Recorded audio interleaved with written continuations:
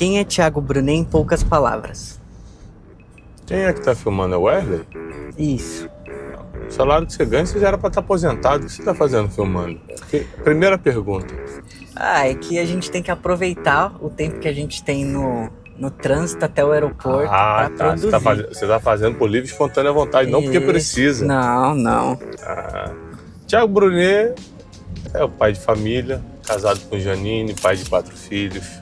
Eu sou alguém que explica de uma forma simples a palavra e também treino pessoas através de cursos, mentorias e livros para viverem melhor aqui na Terra enquanto a eternidade não chega. Acho que essa é a melhor definição do Thiago. Como foi o seu encontro pessoal com Deus? Meu encontro pessoal com Deus, apesar de eu ter nascido no Evangelho, isso não garante muita coisa. Foi, na verdade, na minha quebra, em 2014, quando eu precisei sair de um buraco muito profundo emocionalmente, financeiramente. Eu acho que quando você sente que acabou para você, você acaba abrindo o coração de verdade para Deus. Eu comecei a ler a Bíblia para desmascarar a Bíblia, desmascarar Deus, e acabei tendo um encontro verdadeiro com Deus. Você é pastor? Eu sou pastor ordenado, mas não sou pastor de ofício, ou seja, eu não tenho uma igreja, não cuido de ovelhas, mas sou um pregador. E pela internet a gente alcança muitas almas, muitas pessoas. Então eu honro muito o ministério pastoral, entendo, mas o meu trabalho é mais de ensino e evangelístico do que pastoral. Qual a diferença de um pastor e um pregador? O pregador tem uma responsabilidade de expor a palavra, de expor a Bíblia. O pastor tem que cuidar de pessoas presencialmente, pessoalmente, coisa que eu não consigo fazer hoje por causa das inúmeras atividades. Por exemplo, agora a gente está indo para uma noite de destino em outro estado. Ontem a gente estava em outro estado fazendo outra noite de destino. Então não teria como eu dar atenção pessoalmente para pessoas. Eu deixaria esse vácuo. Então me dedico simplesmente, ministerialmente falando, à pregação da palavra. Qual é o versículo que mais te inspira? Tem muitos versículos fortes na palavra, mas tem um versículo de Jesus que diz: aquele que tem os meus mandamentos e os guarda, esse é o que me ama. E aquele que me ama será amado pelo meu Pai, e eu também o amarei e me manifestarei para ele. Eu acho que esse é o versículo que guia muitas coisas, muitas decisões na minha vida. Ou seja, Jesus só se manifesta para a gente se a gente ama a palavra, consequentemente acaba amando ele. O que você lê fora da Bíblia? Eu leio muita coisa. Eu sou uma pessoa bem eclética para buscar conhecimento. Mas principalmente filosofia, Dostoiévski, Tolstói, os russos, os gregos eu leio todos. O século XVI e XVII da Alemanha é bem interessante. Então eu leio muitos filósofos alemães. Leio muita coisa sobre a Reforma.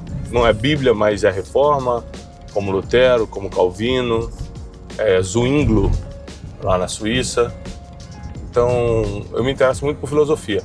Mas eu estudo muito história, eu estudo muito geografia, amo saber. Eu gosto muito de coisas simples, como gastronomia, o processo, por exemplo, que se faz o vinho, a parte de viticultura me interessa muito. Então, tudo isso eu vou lendo, eu leio de tudo. Mas para adquirir conhecimento, geralmente é algo ligado à Bíblia, teologia e filosofia. Quem foram seus maiores mentores? Meus maiores mentores? Número 1, meu pai. Eu acho que a maioria das coisas que eu tenho na mente como princípios e valores veio do meu pai. Eu tive um grande conselheiro na minha fase da minha quebra, que foi Joaquim José, que é do Rio de Janeiro. Ele é um pastor da Igreja Batista. Ele me ajudou tantos conselhos, inclusive empresariais, não só espirituais. E depois eu comecei a me conectar com gente muito grande. Meu mentor de empreendedorismo, Flávio Augusto, o próprio Negro me ajudou muito com ideias sobre empreendedorismo. Cash Luna na parte da fé, Dale Bronner na parte de sabedoria, que é lá dos Estados Unidos. Eu creio que eu citaria esses como os principais, assim. Qual foi a maior lição que aprendeu com seus pais? A maior lição que eu aprendi com meus pais, tanto meu pai quanto minha mãe, é que eles sempre, no final das contas, recorriam a Deus. Não importa o quanto eles tinham de oportunidade natural de resolver as coisas, no final das contas, eles sempre recorriam a Deus. Eu acabei aprendendo isso de depender só de Deus com meus pais. Então, mesmo que hoje eu seja um empresário próspero, que hoje eu seja uma pessoa reconhecida na internet, nas ruas, eu dependo só de Deus, eu não dependo de nada que eu conquistei. Toda a minha esperança está em Deus, eu acredito que eu aprendi isso com meus pais. Você já pensou em desistir? Muitas vezes. Acho que todo mundo que conquista coisa grande, chega uma hora que pensa em desistir, ou pela dificuldade ou pela facilidade. Pela dificuldade caramba, de novo passando por isso, eu não preciso disso, vou parar. Eu tenho condições financeiras de parar. E pela facilidade já realizei tudo que eu tinha que realizar, já fui para tudo quanto é lugar que eu queria ir, por que não parar e descansar agora? Mas o que faz a gente avançar e não desistir não é a dificuldade ou a facilidade, mas o propósito que a gente tem na Terra. Então, o compromisso que eu tenho com Deus, o chamado divino, faz que tanto profissionalmente quanto ministerialmente eu continue fazendo o que eu nasci para fazer. Como você equilibra família e ministério? Família e ministério é um combinado, não existe equilíbrio. Você sempre vai falhar com um, mas existe um combinado. Então, por exemplo, essa semana você está me acompanhando, eu estou viajando muito mais do que o normal, estou viajando todo dia. A gente entra no Destiny Fly todo dia, viaja todo dia num estado diferente, semana que vem em país diferente. Esse ano eu faço muitos países diferentes, esse ano a gente vai novamente para a África fazer missões. Então, a minha vida é muito agitada, mas o meu combinado com a Janine e com as crianças faz com que eu seja presente. Então, já que eu tinha que viajar hoje à noite, eu passei a manhã com as crianças. Quando eu estou em casa, meu celular fica à parte, eu estou só com eles. Eu costumo conversar muito com eles, brincar, principalmente com os pequenininhos, porque eu tenho 4 filhos, 2 já são adolescentes, 2 são crianças. Então, eu acredito que o combinado que eu tenho com a Janine faz a gente aproveitar bem o tempo. Não existe equilíbrio, você sempre vai dar mais força num ou no outro, mas existem combinados que fazem as coisas acontecerem. O que você diria para alguém que perdeu a fé? Quem perdeu a fé, na verdade, não conheceu Jesus de verdade. Porque Jesus, em nenhuma situação, sobre nenhuma circunstância, ele desiste da gente. Você pode estar no pecado que for, você pode estar no erro que for, você pode estar preso ao que for, ele continua te dando oportunidade. Então, quem perdeu a fé é porque não conheceu Jesus, porque se você tem a fé em Cristo Jesus, você se torna indesistível. Tanto ele em você, quanto você nele. Qual foi a decisão mais difícil que já tomou? Eu já tomei muitas decisões difíceis e você só conquista coisas grandes tomando decisões difíceis. Para estar administrando o que a gente está administrando, o tamanho da corporação que a gente administra, o tamanho do ministério que a gente administra, a própria família que eu tenho, que é grande, você tem que tomar muitas decisões difíceis. Mas eu acredito que a mais enigmática teve a ver com mudança geográfica. Eu me mudar do Rio de Janeiro para São Paulo. Eu cresci no Rio de Janeiro, fiquei 33 anos morando no Rio de Janeiro, toda a minha base emocional, familiar estava no Rio de Janeiro e eu decidi vir para São Paulo para recomeçar e depois de estar em São Paulo decidi morar nos Estados Unidos. Essas duas decisões geográficas mudaram completamente a minha trajetória, principalmente a profissional. Eu me posicionei profissionalmente como nunca antes, me transformei num dos grandes treinadores de pessoas da América Latina e num dos escritores mais lidos do Brasil. Como você lida com as críticas? No início era muito difícil porque eu não entendia que independentemente do que você fizer, você será criticado. Eu não conseguia entender isso. Para mim só era criticado quem fazia algo errado. Então quando eu era criticado eu ficava chateado, porque eu falei, mas eu não fiz nada de errado. Depois você entende que a crítica ela é fruto de, número 1, ignorância. As pessoas nem sabem o que estão falando. Número 2, inveja. As pessoas queriam estar ali fazendo o que você está fazendo. Número 3, falta do que fazer. Não tem nada para fazer, a internet está aqui na minha mão de graça, vou ficar batendo em alguém para passar o tempo. A pessoa, na verdade, nem tem um sentimento por você, é só para passar o tempo. Então, a ignorância, a inveja, a falta do que fazer, faz com que você seja muito criticado. Apesar de algumas pouquíssimas críticas serem construtivas, a gente leva em conta. Mas 99% é só você deletar e seguir a vida. Qual conselho você daria para os jovens líderes? Jovens líderes. Bom, liderança se trata de muitos assuntos complexos. Para você liderar pessoas, primeiro você tem que liderar você mesmo. Então, se você é jovem e não tem domínio próprio, você não vai poder liderar ninguém. Se você é jovem e não sabe para onde está indo, já não decidiu o que você quer, você não vai poder liderar ninguém.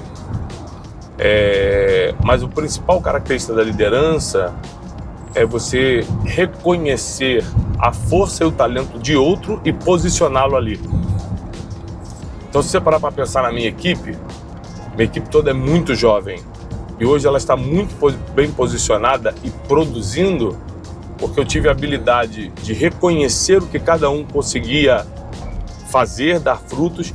Reposicionei várias vezes eles para não perdê-los, eu reposicionava, eu trocava de posição até que eles se encontraram e hoje dão muitos frutos, tanto no Instituto Destiny quanto na Casa de Destino. Você acredita que qualquer pessoa possa prosperar? É muito complexo. No meu livro Ganhe o Mundo Sem Perder Sua Alma, que é o novo livro que vai sair, eu explico que para uma pessoa prosperar, 3 coisas têm que acontecer. O destino tem que te favorecer, sua mentalidade tem que expandir e sua capacidade pessoal tem que ser boa. Então qualquer pessoa pode prosperar. Só que somente 1,5% das pessoas no mundo prosperam. Porque somente 1,5% conseguem casar essas 3 coisas: destino, mentalidade com capacidade pessoal. Mas se você parar para pensar, mas a pessoa que está lá no meio da Índia, se ela quiser, ela prospera? Sim, prospera. Portanto, que ela case essas 3 coisas. Quais os hábitos para uma pessoa prosperar? Sem dúvida alguma, disciplina. Não gosta de acordar cedo, não gosta de fazer exercício físico, não gosta de estudar, não gosta de ler, não gosta de trabalhar, não tem compromisso com o horário, não vai prosperar nunca. A prosperidade, ela está diretamente ligada à disciplina. Como eu ensino no Método Destiny, disciplina não é só alta performance, mas também amar ser chamado a atenção, ser disciplinado, ser alguém que está debaixo de uma repreensão, de uma disciplina. Então eu acredito que a maior característica da prosperidade é a disciplina, mas nós temos outras. Pessoas que gostam de ouvir conselhos, e isso hoje em dia se chama mentoria, e aí você acaba pelos conselhos crescendo, prosperando. Pessoas que têm inteligência cognitiva suficiente para decidir o melhor produto, se esse produto ou serviço tem margem, tem escala. Isso geralmente vem pelos ambientes que você vive, você vai aguçando sua inteligência cognitiva, mas também a inteligência emocional conta muito para a prosperidade financeira. A capacidade que você tem de administrar emoções e tudo que acontece com você e contra você. Qual foi o país que mais impactou você espiritualmente? Israel. Eu não tenho direito aqui a conta de quantos países eu visitei, mas com certeza mais de 60.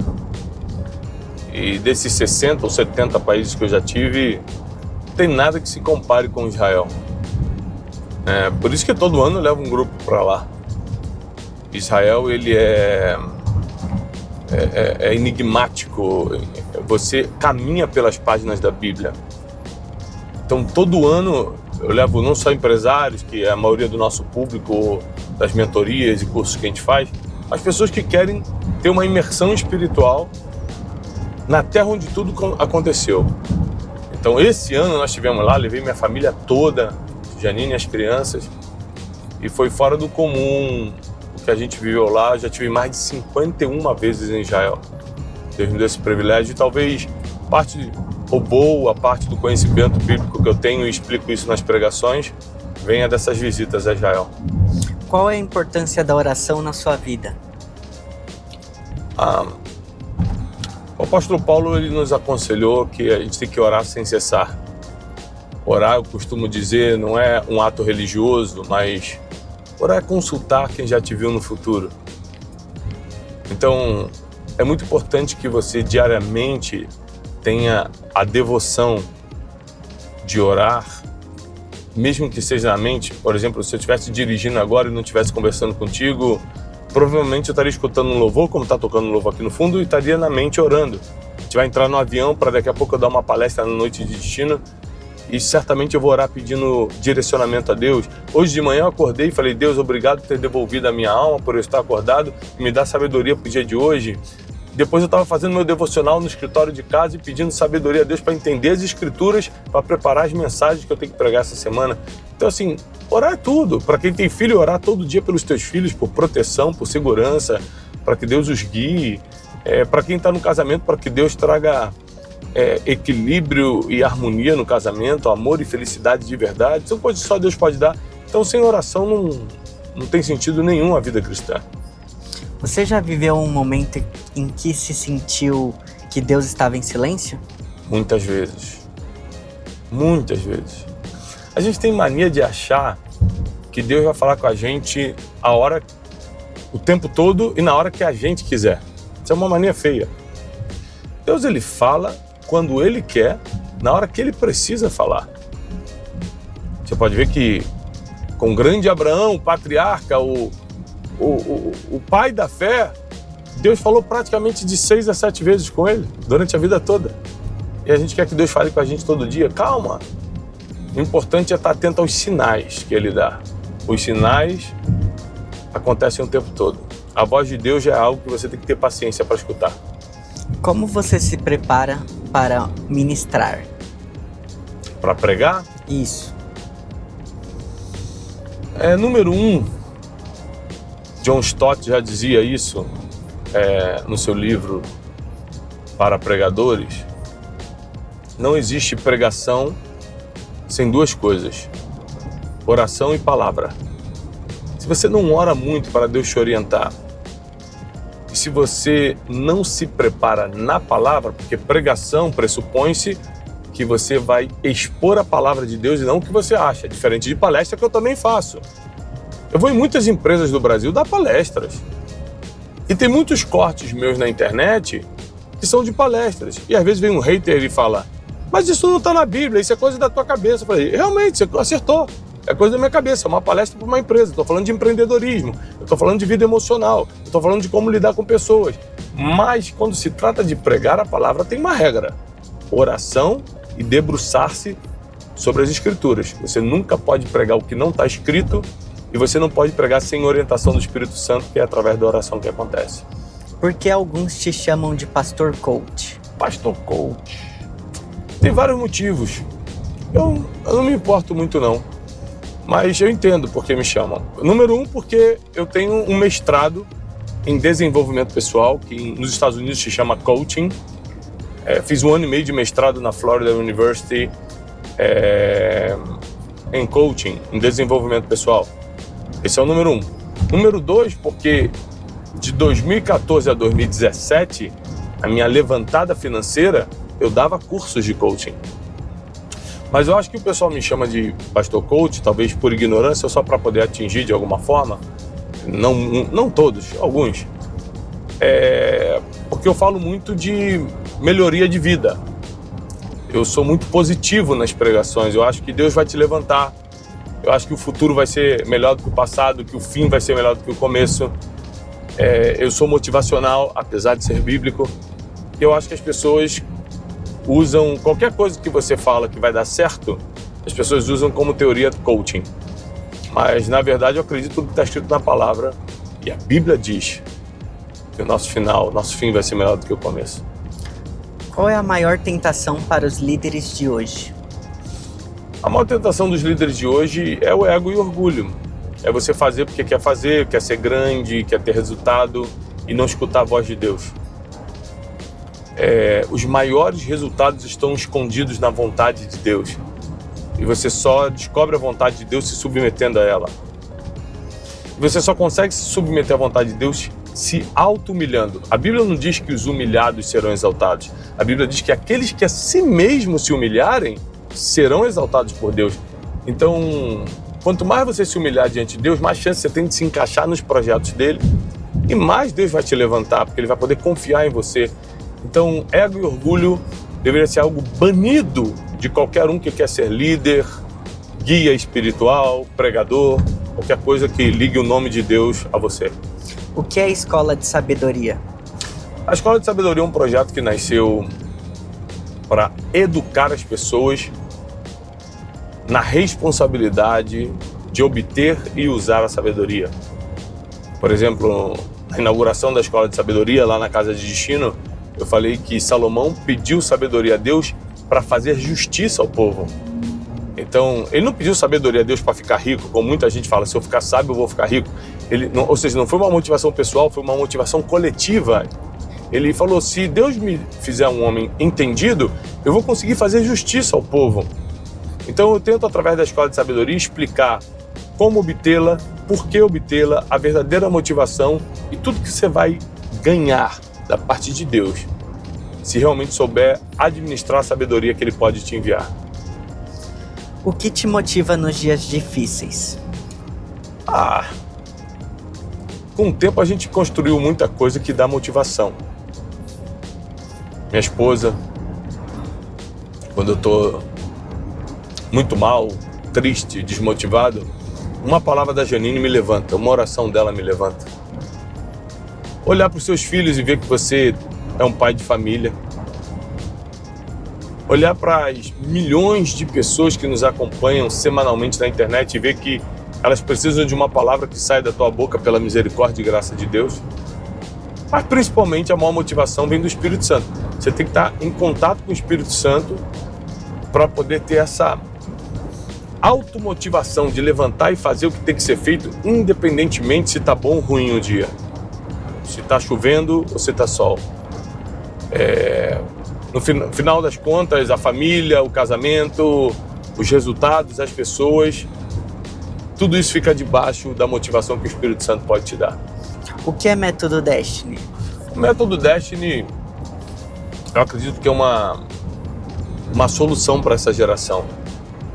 São 2 dias de curso, onde você aprende 12 princípios que estão dando certo há milênios, numa imersão de 2 dias inteiros, aprendendo princípios que os nomes parecem muito básicos, como o princípio da honra, princípio do amor, princípio da prosperidade, princípio da verdade, princípio da disciplina, princípio da inteligência, princípio da sabedoria.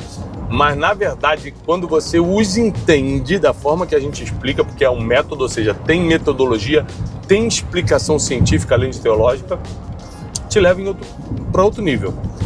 Então, o Método Destiny é obrigatório para quem acompanha o nosso conteúdo e fala assim, eu queria ter uma formação com o Thiago Brunet, eu queria ter uma formação com o Instituto Destiny, eu queria ser especialista nisso que eles fazem. Tem que passar pelo Método Destiny.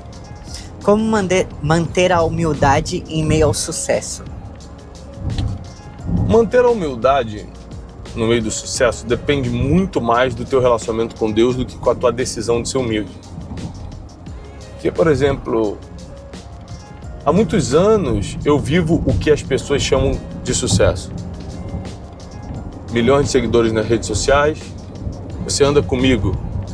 Ontem a gente estava num restaurante, o que aconteceu quando a gente entrou no restaurante? Vários testemunhos. Vários testemunhos, muitas pessoas me parando na mesa, falando, com licença, Thiago, posso tirar uma foto? Minha vida mudou por causa de um livro, por causa de um vídeo, por causa de alguma coisa. Então você sabe como é que funciona o meu dia a dia. Sucesso financeiro, que acaba sendo atraído pela influência que você tem, pelo que você faz, pela inteligência nos negócios. E o sucesso ministerial, que é a pregação do evangelho, alcançar tanta gente que muitos se convertem. Hoje em dia que a gente consegue calcular de 13 a 15 mil pessoas se convertem por ano presencialmente com as nossas pregações, e pela internet é incontável. Então eu acredito que não perder a humildade diante desse, entre aspas, sucesso, seja financeiro, de influência ou ministerial, é novamente a presença do Espírito Santo. É você entender que se Deus quiser cortar a graça dele sobre a tua vida, ninguém te escuta mais. Se Deus quiser expor teus pecados do passado, ninguém te escuta mais. Se Deus tirar a misericórdia dele sobre a tua vida, você se torna um nada. Se Deus tirar a tua saúde, você já não consegue mais empreender. Então, quando eu comecei a entender que Deus, ele é a fonte de todas as coisas, no meu coração não tem espaço para orgulho ou para falta de humildade, não. E que ele me mantém assim. Como discernir se algo vem de Deus ou não? Existem vários fatores que te fazem entender se algo está vindo de Deus ou não. Filtro número 1, se a palavra concorda com isso. A palavra de Deus, ela é o martelo do juiz. É bom ou é ruim? É de Deus ou não é? Está na palavra? O que a palavra diz sobre isso? Segunda coisa para discernir se é de Deus ou não. O que seus pais ou seus mentores espirituais falam sobre isso? E terceiro, sinais divinos. Você já orou e pediu para Deus te dar sinais? O que você tem que fazer? De qual é a resposta sobre isso que você está esperando de Deus? Dessa oportunidade que você está esperando? Então eu acredito que palavra de Deus, conselho dos mais velhos, dos pais e dos mentores espirituais e sinais divinos. Qual a importância da disciplina para o crescimento espiritual? Eu vou trocar a palavra disciplina por rotina, tá? O crescimento espiritual está na rotina. Ou seja, você fazer todo dia o que precisa ser feito, que é disciplina, mas eu prefiro a palavra rotina quando se trata de mundo espiritual. Então você precisa ter uma rotina de oração, você precisa ter uma rotina de leitura da palavra, você precisa ter uma rotina escutando a palavra de Deus através de pregações no YouTube, podcasts. A Bíblia diz que a fé vem pelo ouvir e ouvir a palavra de Deus. Então você tem que fazer isso todo dia. Você tem que ter uma rotina de jejum, não precisa ser diário, mas pelo menos semanal.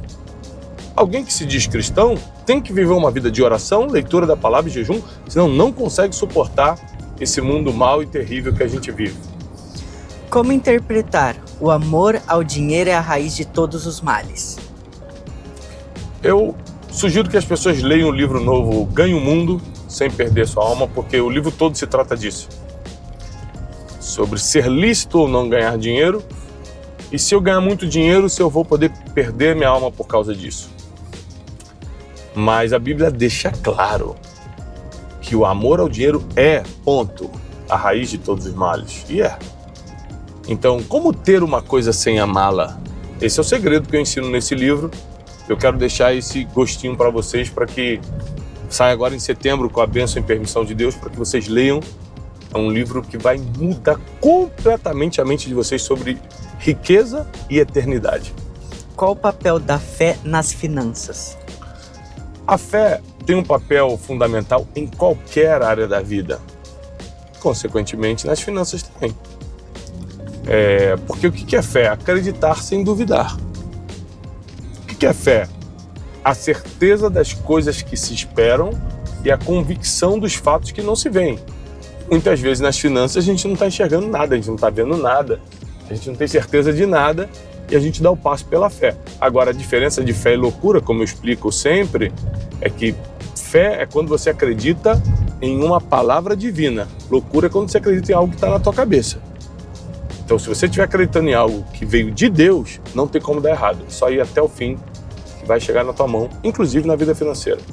O que Jesus quis dizer com tomar a sua cruz?